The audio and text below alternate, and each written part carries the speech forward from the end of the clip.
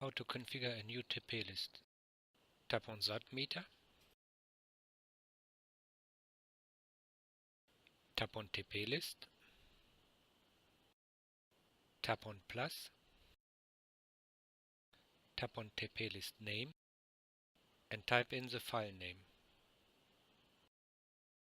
Choose your satellite. Tap on the bar with the gear and shows the LNB settings by scrolling up and down at the respective sections. Tap on Save to save. Now choose the first desired TP and tap Add to add to the list. Add more desired TPs. You can add TPs from another satellite by changing satellite and position assignment.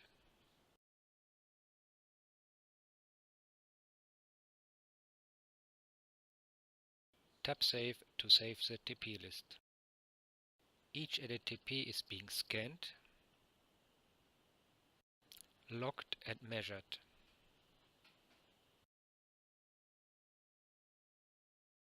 Tap on one of the bars to see more details. Tap on ZAT-Meter to change to previous screen.